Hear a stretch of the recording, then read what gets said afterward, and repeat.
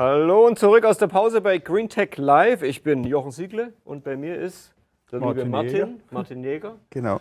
Martin Jäger kennt natürlich den iFixit-Kollegen, den Matthias. Matthias, du schaltest dich aus Stuttgart zu. Ganz genau. Hallo zusammen. Ja. Ganz herzlichen Dank, dass du auch so kurzfristig Zeit hattest. Du hast gesehen, wir haben ein paar von den Leuten, die deine Sache da auch unterstützen. Den Steffen hatten wir, Carsten von Shiftphone. Gestern hatten wir den Dr. Spo, kennst du vielleicht auch irgendwie. Also Kreislaufwirtschaft ist irgendwie mega angesagt. Reparieren von Sachen ist ein tolles Ding. Ihr seid einer wahrscheinlich international, der mit dem Brand die größten oder von Eigentlich den größten? Das größte Reparaturhandbuch der Welt. So ist es doch, oder? Das war Ja, Kyle so sieht's aus, glaube ich. Ja. Kyle Wiens sein Anspruch. Und ihr seid vor allen Dingen bekannt für edgy Videos, oder? Kann man das so sagen? Auch, ja. Also wir sind sicher bekannt für die Plattform und wir sind bekannt auch für viele Videobeiträge und ja, alles Mögliche um die Reparatur. Matthias, also super, dass du dabei bist. Hast du eine kleine Präsentation dabei? Genau, ich habe ein paar Slides dabei. Und du hast auch unseren Hintergrund. Es ist, also von den 4, die wir mitgeschickt haben, ist das mein Lieblingshintergrund. Also gute Wahl getroffen, Matthias. Sehr gut, sehr schön. Prima. Also wenn du du kannst deine Präsentation gerne starten. Warte kurz. So. Seht ihr das? Sekunde. Jawohl. Matthias, deine Bühne. Dankeschön. Also wunderbar. Vielen Dank für die Einladung. Vielen Dank, dass ich ein paar Worte hier über iFixit erzählen darf. Ich bin Matthias. Ich bin hier in Europa derjenige, der sozusagen den ganzen Betrieb schmeißt und auch schaut, dass iFixit in Europa entsprechend auch ankommt. Was ist iFixit? iFixit ist eine Plattform. Wir haben es gerade schon gehört. Wir haben den Anspruch, die größte Reparaturplattform im Internet zu sein. Das heißt, wir sammeln fleißig Informationen rund um Reparatur und helfen Leuten dabei, ihre Dinge selbst zu reparieren. Als Firma haben wir 2 Standorte. Wir sind auf der einen Seite, unser Hauptsitz ist in Kalifornien, in San Luis Obispo, 2003 dort gegründet von den beiden Gründern. Und seit 2013 haben wir eben einen europäischen Standort hier in Stuttgart. Unsere Mission ist wirklich, dass wir jedem helfen wollen, seine Sachen selbst zu reparieren. Wir wissen, das ist manchmal nicht ganz einfach, aber wir tun unser Bestes, damit es funktioniert. Wir sind nicht alle irgendwie so absolute Reparaturprofis. Wenn man hier auf dem Bild sieht, der Herr macht es nicht zum ersten Mal. Unser Anspruch ist, dass wir wirklich jedem helfen, also auch den Leuten, die normalerweise nicht so viel Erfahrung haben, und denen wollen wir es leicht machen. Also das heißt, bei uns geht es um Einfachheit. Wir wollen wirklich auch klar erklären, wie Dinge repariert werden können und haben dafür dann auch Reparaturanleitungen für alle möglichen Geräte. Also ich sage mal, wir haben sicher einen Schwerpunkt auf Elektronikgeräten, sehr viel im Smartphone-Bereich, Tablets, MacBooks. Aber es geht dann eben auch weiter Richtung Spielkonsolen, PCs, Kameras und. Insgesamt haben wir jetzt inzwischen fast 80.000 Reparaturanleitungen online für, wir sagen 180.000 Solutions. Das bedeutet, dass wir also für fast 35.000 Geräte Anleitungen haben, aber eben halt auch Q&A, Fragen, Symptomfindung und so weiter anbieten. Wir sind inzwischen in 12 Sprachen unterwegs. Nicht alle Sprachen haben den kompletten Inhalt übersetzt bisher. Da wir ein Community-Projekt sind wir da auch immer angewiesen auf Community-Mitglieder, uns zu helfen beim Übersetzen. Aber nur, dass ihr einen Eindruck von kriegt. Also wir haben circa pro Woche 1,8 Millionen User auf unserer Webseite oder aus Europa 260.000. Also das heißt, wenn man jetzt draufschauen würde momentan, dann sind ungefähr 1.600 Leute auf der iFixit.com unterwegs, die im Moment gerade eine Lösung suchen für ihr Problem. Was für eine Lösung bieten wir an? Also wir haben zum einen, wie gesagt, die Anleitungen, dann entwickeln wir selber Tools. Also das sind, sage ich mal, Spezialwerkzeuge, die wir natürlich entwickeln können aufgrund der Anleitungen, die wir ja sehen. Wir wissen, welche Schrauben werden verwendet, wo ist es schwierig reinzukommen etc. Wir entwickeln da eine ganze Reihe verschiedener Werkzeuge. Und wir wollen natürlich auch Ersatzteile verfügbar machen. Das ist unser Anspruch, dass wir eine hohe Qualität an Ersatzteilen haben, die für jedermann zugänglich ist. So sieht eine Anleitung von uns aus. Also wir versuchen immer eine Einstufung zu machen von der Schwierigkeit. Wie viele Schritte sind hier? Wir versuchen das per Fotos dann entsprechend auch klar zu erklären. Wir haben eine grobe Zeiteingabe, wie die Reparatur dauert, und zeigen dann Schritt für Schritt, wie man eben halt in verschiedene Geräte reinkommt und die Reparatur durchführen kann. Alle unsere Anleitungen sind frei und kostenlos und Open Source. Das ist uns ganz wichtig. Also das heißt, das ist auch die Hauptmotivation für uns, iFixit zu machen. Wir wollen wirklich ein Portal schaffen, was auch erhalten bleibt. Deswegen laden wir auch alle Inhalte ins Internetarchiv hoch, damit auch wenn es iFixit eines Tages nicht mehr geben sollte, die Anleitungen noch immer da sind und zugänglich sind. Das ist ein Beispiel für eins unserer Werkzeugsets. Da sieht man, also wir haben natürlich sehr viele Bits, auch sehr spezielle Bits, sehr kleine Bits, wo man teilweise auch nicht mal das Profil mit dem bloßen Auge erkennt, weil sie so klein sind, weil eben in den Geräten einfach sehr, sehr kleine Schrauben drin sind teilweise. Und dann ja, Öffnungswerkzeuge etc. Und von den Ersatzteilen versuchen wir eben auch einen immer größer werdenden Bereich von Ersatzteilen abzudecken im Elektronikbereich.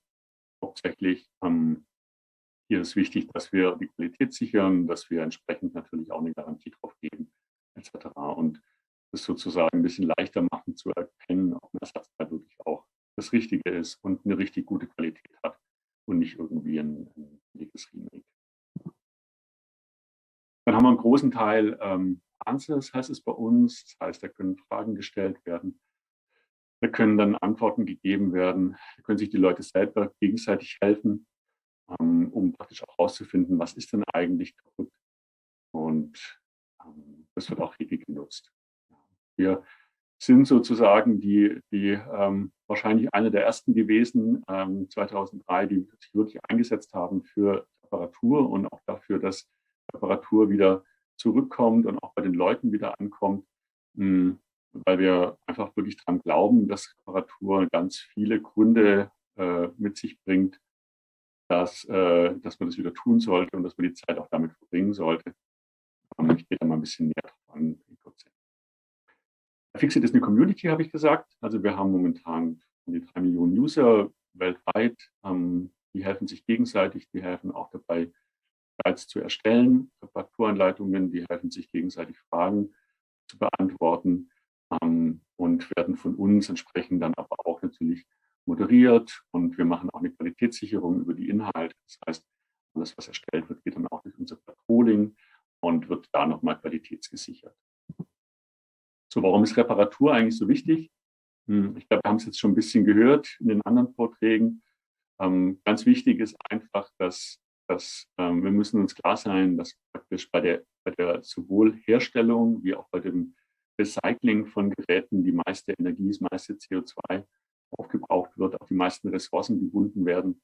Und Reparatur ist einfach ein Teil, der dabei hilft, die Lebensdauer von dem Gerät zu verlängern und dadurch ein Gerät auch länger einfach im Gebrauch zu behalten. Also nur damit wir ein Gefühl dafür kriegen, hier sieht man eine Statistik, wie viele Smartphones pro Jahr in den Markt gebracht werden. Also wir reden jetzt hier von 1,3, 1,5 Milliarden neue Smartphones pro Jahr. Das ist natürlich schon eine irre Menge. Und entsprechend sollte man die nicht einfach wieder wegwerfen nach einem Jahr oder zwei, sondern länger erhalten. Jeder von uns, weiß man sicher, hat auch diverse alte Geräte in der Schublade. Wir haben letztes Jahr gesehen und vorletztes Jahr in dem ganzen Corona, in der Corona-Situation, dass eine ganze Menge dieser alten Geräte wieder rausgeholt werden und dann auch repariert wurden, zum Beispiel für Kinder, um Homeschooling-Situationen zu meistern etc. Das ist sicher eine ganz gute Idee gewesen und hilft uns allen. Genau, dann gibt es hier verschiedene Statistiken, wie viele Cellphones jeden Tag weggeworfen werden. Das ist jetzt eine Zahl aus Kalifornien, also das sind fast 50.000 pro Tag, die letztlich in den Elektronikschrott finden. Das funktioniert mal besser, mal schlechter. Also auch wenn wir was in Elektronikschrott bringen, wird das nicht alles wieder verwertet und kann auch nicht alles wieder verwertet werden. Ein Teil davon geht einfach auch auf ein Schiff und verschwindet dann hier zum Beispiel in Afrika auf solchen nicht mal ganz offiziellen Müllhalden, wo wir dann irgendwie alte Computer und alte Elektronik wiederfinden. Da wird sicher einiges gerade verbessert in der Situation, aber es findet einfach immer noch statt. Und dann gibt es dort eben Jugendliche und Kinder, die versuchen dann aus diesen alten Teilen dann nochmal Metalle rauszuschmelzen, indem sie sie anzünden und die Plastikkomponenten verbrennen dabei. Und ja, das ist alles, sag ich mal, das, was wir versuchen zu vermeiden oder zumindest ein bisschen nach hinten zu verlagern. Wir müssen uns auch klar sein, dass in jedem Gerät, auch in jedem Smartphone etc., ist einfach eine ganze Menge wertvolle Mineralien und Stoffe drin, die wir seltene Erden etc., die wir einfach nicht so schnell wieder rauskriegen. Ja, und ein Großteil davon verschwindet am Ende dann mit irgendwelchen Schlacke-Komponenten, die beispielsweise im Asphalt wieder verwendet werden. Das ja, ist, glaube ich, ganz wichtig, dass wir erkennen, okay, 5 Euro Gold in jedem Smartphone, das ist, sag ich mal, schon, das ist vom Wert her zu viel, als dass man das Gerät zu früh wieder irgendwo hingibt oder weggibt. Genau. Dann gibt es natürlich irgendwie bei der Herstellung eine ganze Menge Sachen, die passieren. Sehr viel Wasser, sehr viel ja, fossile Brennstoffe, sehr viel Carbondioxid, was einfach bei der Herstellung entsteht, ja, und in dem Gerät dann auch entsprechend gebunden ist. Weswegen wir es einfach so lange wie möglich am Leben halten sollten. Genau, das sind noch mehr Statistiken zu diesem ganzen Thema. Also das Thema ist ernst, es ist wirklich groß und das Problem ist, wie wir auch gerade schon kurz angesprochen haben, einfach diese lineare Ökonomie, in der wir leben, also wo Sachen aus der Erde rausgegraben werden, wo Geräte hergestellt werden, die dann gekauft werden und die dann auf dem Müll landen.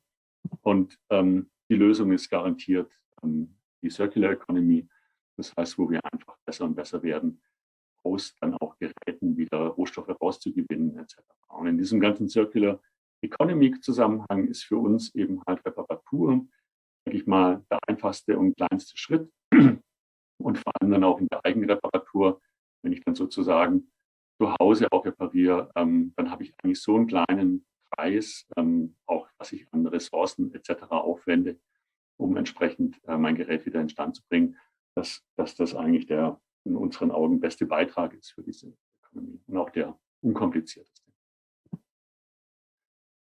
Was machen wir noch? Wir schauen uns dann auch schon seit vielen Jahren die Reparierbarkeit von Geräten an, haben dann hier auch solche Statistiken drüber, wie reparierbar ein Gerät ist. Also unser Scoring geht immer von 1 bis 10. Das heißt, 1 ist ganz schlecht reparierbar und 10 ist sehr gut reparierbar. Und da ja, bewerten wir dann auch alle, sag ich mal, neu erscheinenden Geräte in der Regel davon und arbeiten auch an diesem Scoring kontinuierlich weiter. Wir machen dann sogenannte Teardowns. Hier sieht man Teardown auf unserer Webseite. Wir haben dann aber auch Teardowns auf YouTube, machen inzwischen noch viel Video-Teardowns, wo man da einfach ein bisschen besser erklären kann, manchmal, was da dahinter steckt. Genau. Und am Ende von dem Teardown wird bewertet und dann gerät halt ein Gerät einen bestimmten Score bei uns, einen Reparaturscore, und wird entsprechend einsortiert. Und bei manchen Dingen, die dann halt irgendwie auch ganz schlecht abschneiden, ja, da machen wir dann auch ein bisschen, weisen wir ein bisschen drauf hin. Ja, das ist auch wichtig, da mit den Herstellern einfach offen zu sein und zu sagen, guck mal, hier macht ihr was, das ist nicht so sinnvoll. Und da sind wir auch uns nicht zu schade zu kritisieren. Und das kommt aber inzwischen auch ganz gut an. Also wir merken, dass das jetzt auch Hersteller auf uns zukommen und von uns da einfach Rat wollen, wie sie da besser werden. Wir sind ansonsten eingebunden in alle möglichen ja, Organisationen, Institutionen, die sich mit dem Thema Reparatur befassen, in Europa und auch weltweit, und stehen da zum Beispiel auch im Repair-Café in Kontakt mit anderen Institutionen.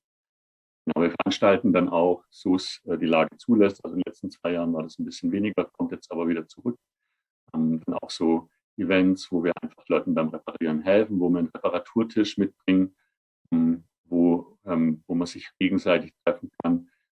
Repair-Café für, sag ich mal,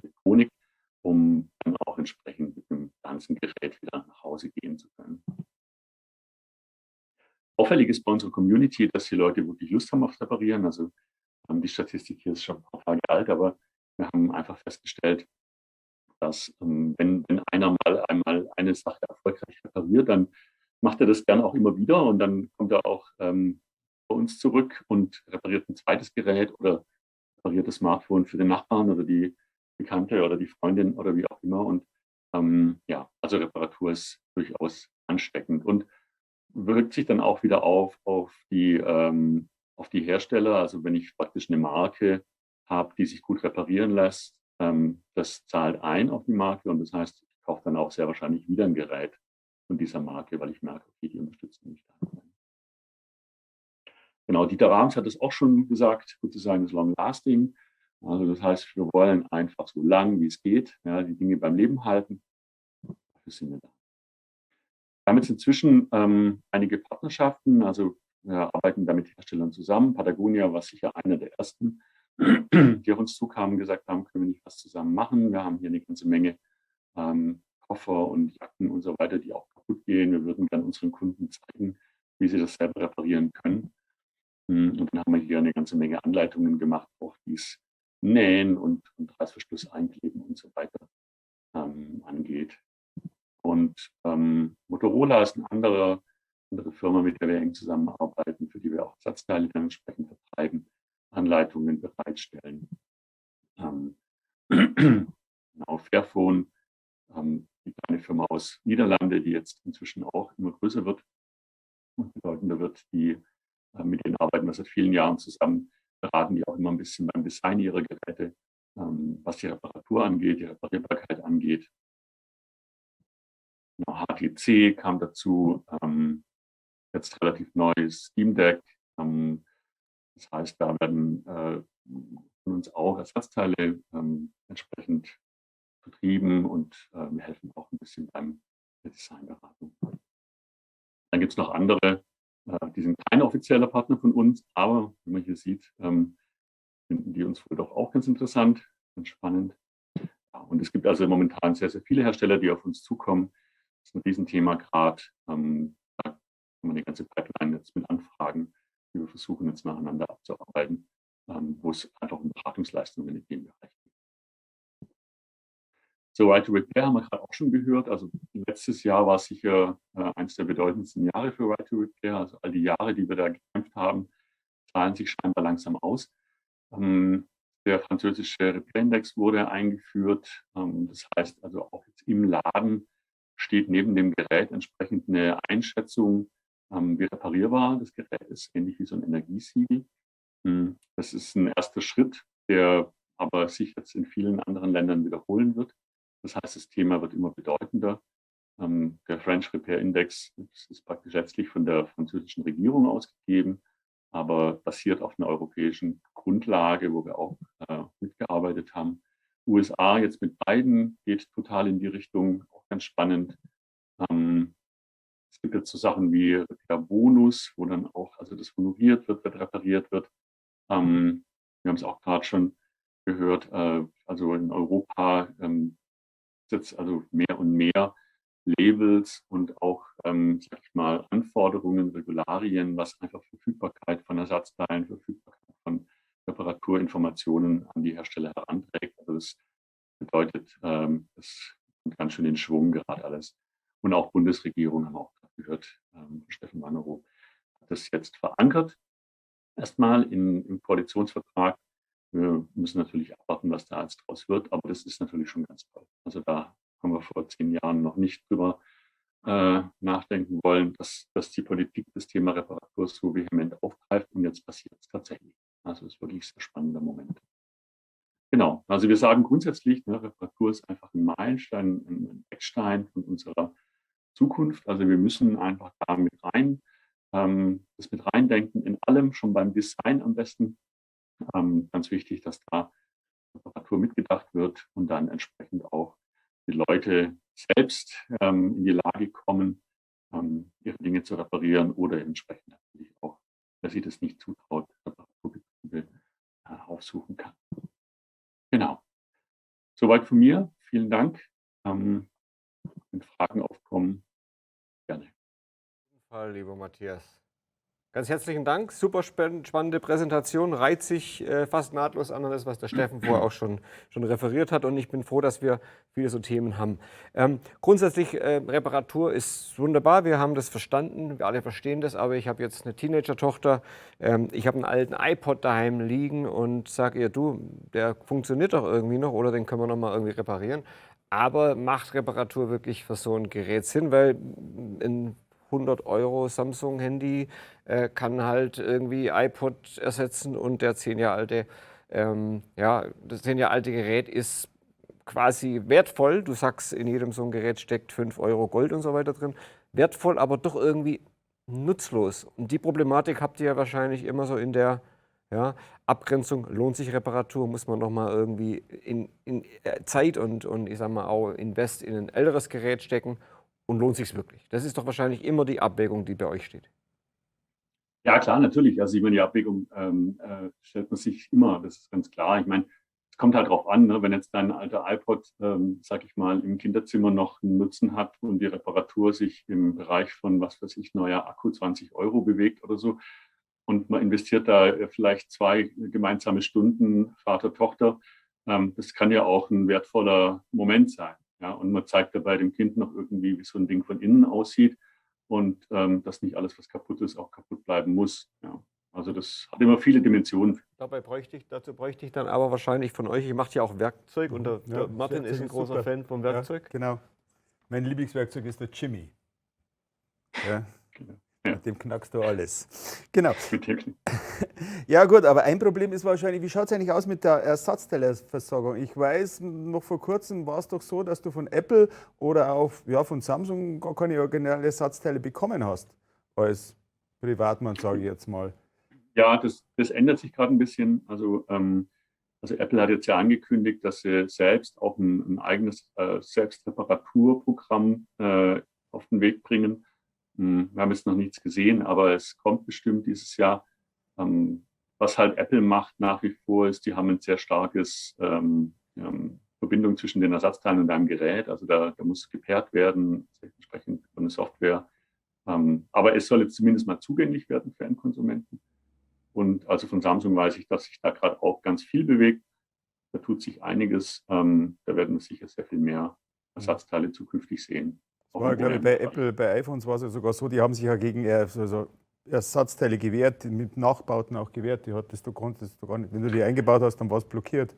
Okay. Ja, das passiert regelmäßig, wobei wir da nie ganz sicher sind. Das ist meistens keine ganz böse Absicht, weil die, sag ich mal, Aftermarkets, Ersatzteile, also zum Beispiel ein Display, was einfach nicht original ist, sondern nur kompatibel ist, hat natürlich ein bisschen eine andere Elektronik drin, ein bisschen eine andere Software drin. Das heißt, bei einem neuen Update wird das nicht gleich mit berücksichtigt, aber dann gibt es meistens einen Aufschrei und dann kommt irgendein Patch raus eine Woche später und dann tut es doch. Also, ja. Ich will nicht sagen, sie sind da ganz, ganz offen, aber sie sind da auch nicht, verwehren sich auch nicht. Wie schaut es eigentlich aus mit der Sicherheit? Weil ich denke mal, du musst ja bei Elektronik, gut, wir arbeiten mit Schutzkleinspannung, das ist jetzt nicht so tragisch, aber trotzdem, Lithium-Ionen-Akku kann potenziell gefährlich werden. Du musst ja auch wissen, was du tust in so einem Gerät. Wie garantiert ihr, dass die Leute da nicht zu unbedarft rangehen und bis du schaust, explodiert das Ding? Ja, also ich meine, es gibt natürlich immer Gefahrenpunkte, gerade Lithium-Ionen-Akku, du hast angesprochen, wobei es da natürlich auch so ist, also wenn ein Lithium-Ionen-Akku leer ist, ist er schon lange nicht mehr so gefährlich, wie wenn er vollgeladen ist. Und das entsprechend empfehlen wir dann auch immer bei Reparaturen, entladet erstmal euer Gerät, dann passt bitte auf, nicht punktieren. Also das ist einfach so das ganz Wichtige beim Lithium-Ionen-Akku, dass man da nicht mit einer Nadel reinsticht oder so. Und dann passiert da in der Regel auch nicht so viel. Also die übelsten Situationen sind halt diese verklebten Akkus. Da haben wir dann auch entsprechend Eye-Opener und so andere Tools, die helfen, diese Verklebung zu lösen. Und wenn man das dann so Schritt für Schritt wirklich macht, wie wir es beschreiben, passiert in der Regel nicht. Du hast erwähnt vorher, Matthias, ist halt ein Community-Projekt, aber irgendwo am Monatsende muss man trotzdem die Miete bezahlen. Was ist euer Geschäftsmodell? Also das Werkzeug, da weiß ich nicht, wie viel Geld man mit dem Werkzeugverkauf erlösen kann. Was steckt dahinter? Du machst das auch im Hauptberuf oder du machst das im Nebenberuf? Ja. Also wir sind momentan in den USA 160 Leute und hier in Stuttgart 70 Leute. Wow. Wir leben alle davon. Unser Geschäftsmodell ist tatsächlich der Verkauf von Ersatzteilen und Werkzeug. Also so verdienen wir unser Geld. Das sind auch komplett eigenfinanziert. Es gibt keine Investoren bei Fixit oder sowas. Und haben uns da organisch jetzt auch im Wachstum bewegt die ganzen Jahre und schaffen das über den kompletten Vertrieb einfach das Ganze am Laufen zu halten. Ich habe eine Frage, aber wenn du... No?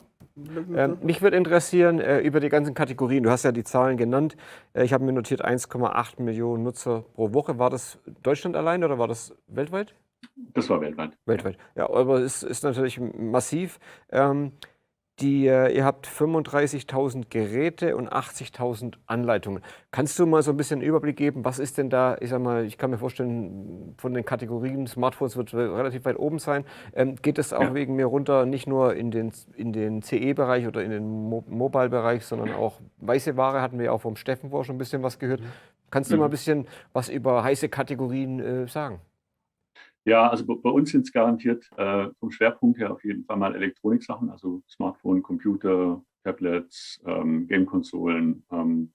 Auch Kaffeemaschinen wird ein zunehmend interessanterer Bereich für uns. Dann haben wir garantiert einiges ja, im Wearable, also irgendwelche Smartwatches, diese Geschichten.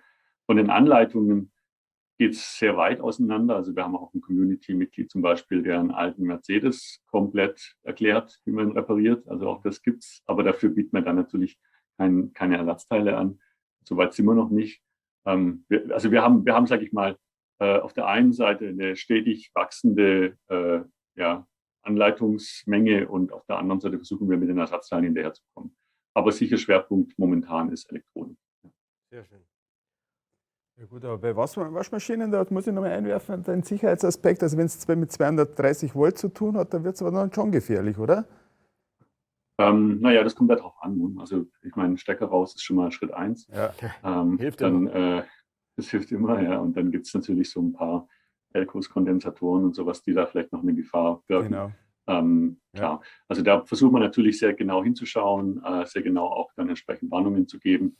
Wir haben, also ich meine, man darf sich das ja auch nicht falsch vorstellen, in einem modernen Trockner ist halt eine Platine drin, das ist wie ein kleiner Computer. Ja. Und auf der Platine geht halt irgendein Bauteil kaputt, das ist ganz oft der Grund. Ne? Und solche Anleitungen haben wir auch bei uns auf der Webseite und da kann man sich dann immer noch überlegen, tauscht man die ganze Platine aus oder fängt man wirklich an zu löten. Aber ja, das ist also nicht immer gefährlich. Und wenn, dann versucht man da wirklich ganz klar auch zu sein und deutlich zu sein. Okay. Matthias, super Vortrag. Ich freue mich sehr, dass du dabei warst. Zum Abschluss, wir haben verstanden, die lineare Ökonomie ist passé. Wir müssen in eine Kreislaufwirtschaft uns irgendwie, ich will nicht sagen manövrieren, aber wir müssen da hinkommen. Ja? Vielleicht von dir noch ein kurzes Schlussstatement. Was glaubst denn du, was es braucht, um mehr reparierbare Geräte zu haben oder überhaupt Reparatur zu ermöglichen? Ist es politischer Druck oder ist es mehr Unterstützung der Industrie?